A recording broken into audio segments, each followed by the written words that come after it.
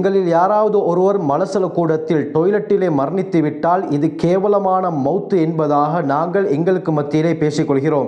ஆனால் அருமையானவர்களே, டொய்லெட்டுக்கு செல்லும் பொழுதும் சரி, அங்கே இருக்கும் பொழுதும் சரி, ஹஜ்ரத் ஸல்லல்லாஹு அலைஹி வஸல்லம் அவர்களுடைய முக்கியமான இந்த 13 வழிமுறைகளை யார் பின்பற்றி அதற்கு பிறகு அந்த மலசல கூடத்திலே மரணித்து விட்டால் அவருக்கு அல்லாஹ் சுப்ஹானஹு வ தஆலா 1300 உயிர் தியாகிகள் ஷுஹதாக்களுடைய நன்மைகளை அல்லாஹ் கொடுக்கிறான். அவர் அந்த வழிமுறைகளை பின்பற்றியதற்கு பிறகு அவர் எந்த நிலையில் மரணித்தாலும் அவருக்கு அல்லாஹ் சுவர்க்கத்தை கடமையாக்குகிறான். அருமையானவர்களே, அந்த வழிமுறைகள் என்ன, அதை பற்றி தான் இந்த பதிவிலே நாங்கள் தெளிவாக பார்க்க இருக்கிறோம். அல்ஹம்துலில்லாஹி ரப்பில் ஆலமீன், அஸ்ஸலாத்து வஸ்ஸலாமு அலா ரசூலில்லாஹி அம்மா பஅத். கண்ணியத்திற்குரிய இறைவனின் நல்லடியார்களே, அல்லாஹ்வின் சாந்தியும் சமாதானமும் என்றென்றும் நம் அனைவர் மீதும் உண்டாவதாக.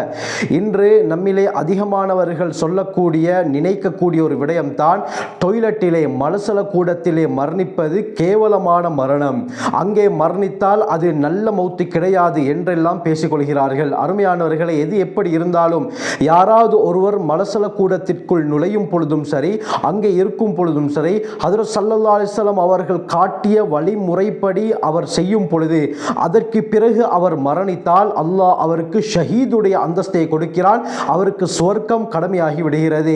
ஒரு மனிதனுடைய வாழ்க்கைக்கு தேவையான சகல விடயங்கள், அது எச்சில் துப்புவதிலிருந்து ஆட்சி செய்யும் வரை மனிதனுக்கு தேவையான எல்லா விடயத்தையும் எளிய முறையிலே காட்டி சென்றவர்கள் முஹம்மது ஸல்லல்லாஹு அலைஹி வஸல்லம் அவர்கள். ஹஜ்ரத் ஸல்லல்லாஹு அலைஹி வஸல்லம் அவர்கள் மலசல கூடத்திற்கு செல்லும் பொழுதும் எப்படி செல்ல வேண்டும் என்பதை காட்டி தந்திருக்கிறார்கள். ஏராளமான வழிமுறைகள் சுன்னாக்கள் இருக்கின்றன. அதிலே முக்கியமான 13 சுன்னாக்களை பற்றித்தான் இந்த பதிவிலே நான் பேச இருக்கிறேன்.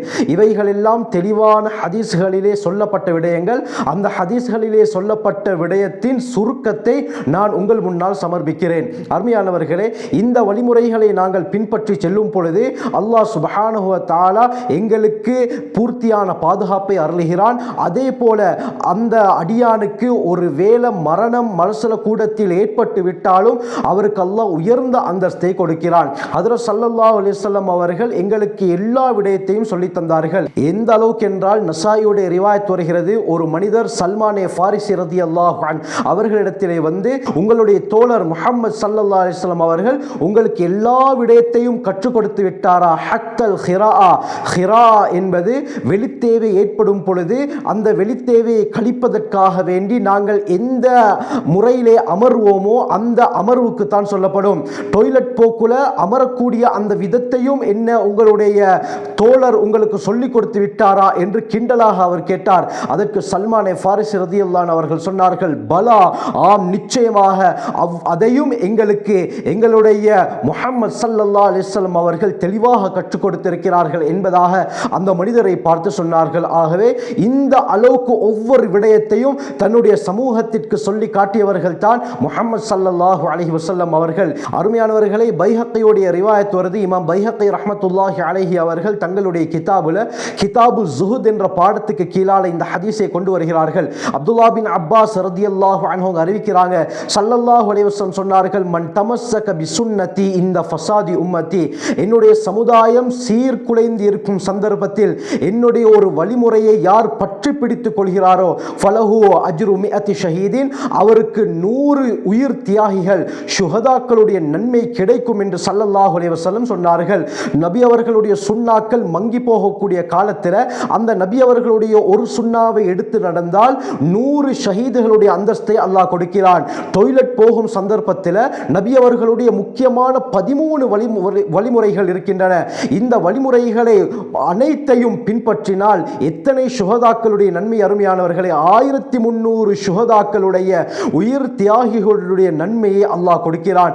ஆகவே இன்றிலிருந்து நாங்கள் மலசல கூடத்திற்கு நுழையும் பொழுது இந்த ஸல்லல்லாஹு அலைஹி வஸல்லம் அவர்களுடைய சுன்னாவை கட்டாயம் பின்பற்றி செல்வோம். மார்க் அறிஞர்கள் என்ன கூறுகிறார்கள் என்றால், இந்த சுன்னாக்களை பின்பற்றி சென்று அந்த டொய்லெட்டிலே வைத்து மலசல கூடத்திலே வைத்து அவருடைய மரணம் ஏற்பட்டு விட்டால் அவரை கேவலமாக நினைக்க வேண்டாம். ஏன்? அவருக்கு ஷஹீதுடைய அந்தஸ்தை அல்லாஹ் கொடுக்கிறான், அவருக்கு சொர்க்கத்தில் உயர்ந்த அந்தஸ்து கிடைக்கிறது என்பதாக கூறுகிறார்கள். அந்த அடிப்படையில் அந்த 13 சுன்னாக்கள் என்னவென்று பார்த்தால், முதலாவது லுபுசுன் அலேன், 2 பாதணிகளை அணிந்து கொண்டு டொய்லெட்டுக்குள்ளால் நுழைவது.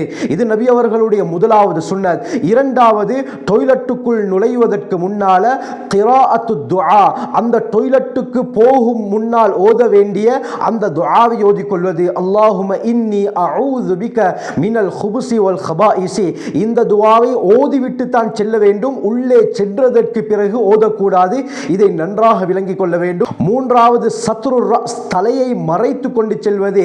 தலையை மறைக்காமல் சென்றால் ஒரு விதமான கிருமிகள் அவருடைய தலையை தாக்குவதாக தற்பொழுது அறிவியலும் கண்டுபிடித்திருக்கிறது. அருமையானவர்களே, இது ஸல்லல்லாஹு அலைஹி வஸல்லம் அவர்களுடைய முக்கியமான ஒரு வழிமுறை. நான்காவது தக்தீமுல் யுஸ்ரா அலல் யும்னா, வலது காலை விட இடது காலை முற்படுத்துதல். டொய்லெட்டுக்குள்ளால் செல்லும் பொழுது நாம் இடது காலை முற்படுத்தி தான் செல்ல வேண்டும். அருமையானவர்களே, அடுத்த சுன்னத் அதமு இஸ்திக்பாலில் கிப்லா, கிப்லாவை முன்னோக்காமல் இருப்பது. ஆறாவது அதமு இஸ்தித்பாரிஹா, கிப்லாவை பின்னோக்காமல் இருப்பது. கிப்லா இருக்கக்கூடிய திசையை முன்னோக்கவும் கூடாது, பின்னோக்கவும் கூடாது, வேறு பக்கமாக நாங்கள் அமர வேண்டும். ஏழாவது அதமு ரஃப்இ ஸௌபி ஹத்தா யஜ்லிஸ, அமரும் வரை தன்னுடைய ஆடையை உயர்த்தாமல் இருப்பது. ஹஜ்ரத் ஸல்லல்லாஹு அலைஹி வஸல்லம் அவர்களுடைய சுன்னா என்னவென்று சொன்னால், நாங்கள் மலசல கூடத்திலே அமரும் பொழுது தான் எங்களுடைய ஆடையை உயர்த்த வேண்டும். நாங்கள் கதவை மூடிக்கொண்டு ஆடைகளை உயர்த்திய வண்ணம் அப்படியே போய் அமருவது கூடாது.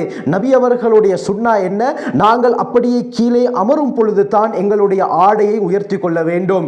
அடுத்தது எட்டாவது அத்தத்ஹீரு பில் மாஇ, மலம் கழித்ததற்கு பின்னாலோ அல்லது சிறுநீர் கழித்ததற்கு பின்னாலோ நாங்கள் தண்ணீரை கொண்டு சுத்தம் செய்து கொள்ள வேண்டும். ஒன்பதாவது அத்தத்ஹீரு பில் யதில் யுஸ்ரா, இடது கையால் சுத்தம் செய்து கொள்வது. வலது கையை நாங்கள் சிறுநீர் கழித்ததற்கு பிறகோ அல்லது மலம் கழித்ததற்கு பிறகோ அந்த அசுத்தத்தை சுத்தம் செய்வதற்காக நாங்கள் யூஸ் பண்ணக்கூடாது.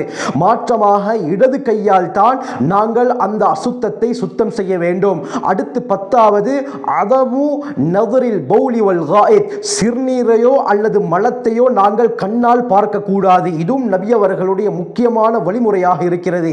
11வது வழிமுறை தக்தீமுர் ரிஜ்லில் யும்னா அலல் யுஸ்ரா இந்தல் குரூஜி, வெளியாகக்கூடிய சந்தர்ப்பத்தில் மலசல கூடத்திலிருந்து டொய்லெட்டிலிருந்து வெளியாகும் பொழுது நாங்கள் இடதை விட வலது காலை தான் முற்படுத்த வேண்டும். டொய்லெட்டுக்குள்ளால் நுழையும் பொழுது வலதை விட இடது காலை முற்படுத்தி நாங்கள் உள்ளே நுழைய வேண்டும்.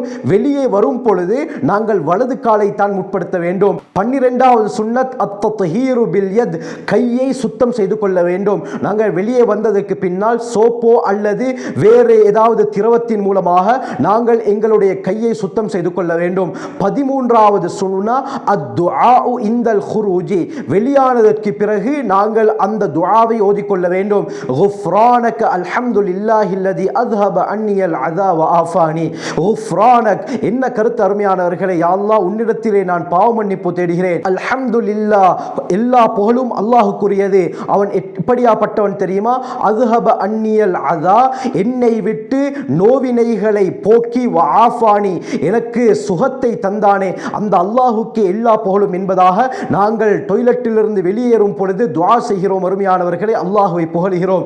ஆகவே இந்த துஆவை நாங்கள் ஓதிக்கொள்ள வேண்டும். எனவே யார் இந்த 13 சுன்னாக்களையும் பின்பற்றிய நிலையில் மலசல கூடத்துக்குள் சென்று அவருடைய தேவையை நிறைவேற்றி வெளியே வருகிறாரோ 1300 சுஹதாக்களுடைய நன்மையை அல்லாஹ் அந்த அடியாருக்கு கொடுக்கிறான். இதைத்தான் அல்லாஹ் குர்ஆனிலே கூறும் பொழுது வதஹ்சபூனஹு ஹய்யினன், நீங்கள் லேசாக அதை கருதுகிறீர்கள், வஹுவ இன்தல்லாஹில் அதீம், ஆனால் அல்லாஹ்விடத்திலே அது மகத்தானது என்று அல்லாஹ் குர்ஆனிலே கூறுகிறான். இதே போல ஸல்லல்லாஹு அலைஹி வஸல்லம் சொன்னார்கள், லா தஹ்கிரன்ன மினல் மஅரூஃபி ஷைஆ, எந்த ஒரு விடயத்தையும் நீங்கள் அற்பமாக கருத வேண்டாம். காரணம் என்ன?